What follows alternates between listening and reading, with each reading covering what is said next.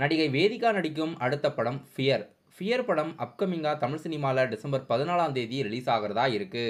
படம் ஒரு உண்மை சம்பவத்தை பேஸ் பண்ணி எடுத்திருக்கிறதா தெரிவிச்சிருக்காங்க. இன்னைக்கு நடிகர் மாதவன் அவர்கள் இந்த படத்தோட அஃபிஷியல் ட்ரெய்லர் ரிலீஸ் பண்றாரு.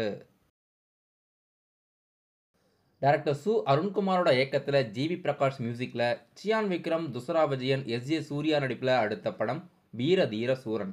இன்னைக்கு இந்த படத்தோட அஃபிஷியல் ட்ரீசர் ஈவினிங் 6 மணிக்கு ரிலீஸ் பண்ணுறாங்க. படம் ஜனவரி மாதம் எண்டில் தேட்டரில் ரிலீஸ் ஆகிறதா இருக்கு. நடிகர் அல்லு அர்ஜுனோட நடிப்பில் இப்போ தேட்டரில் மிகப்பெரிய அளவில் சக்ஸஸ்ஃபுல்லாக ரன்னிங் ஆகிற படம் புஷ்பா 2. வெளியான முதல் 4 நாட்களில் மட்டுமே கிட்டத்தட்ட 800 கோடிக்கு மேலே வசூலாகுது. லாஸ்ட் 24 மணி நேரத்தில் மட்டுமே புக் மை ஷோ ஆப் மூலயமா புஷ்பா 2 படத்துக்கு 1.31 மில்லியன் டிக்கெட்ஸ் சேல் ஆகியிருக்கிறதா நியூஸ் வந்திருக்கு. டைரக்டர் நித்யானந்த் சுவாமிநாதனோட இயக்கத்தில் நடிகர் விஜய் சேதுபதியோட 50வது படம் மகாராஜா. மகாராஜா படம் வெளியான சமயத்தில் உலகம் முழுவதும் 100 கோடிக்கு மேலே கிராஸ் ஆச்சு. படம் ரீசெண்டாக 10 நாளைக்கு முன்னாடி சைனீஸில் டப் பண்ணி ரிலீஸ் பண்ணியிருந்தாங்க.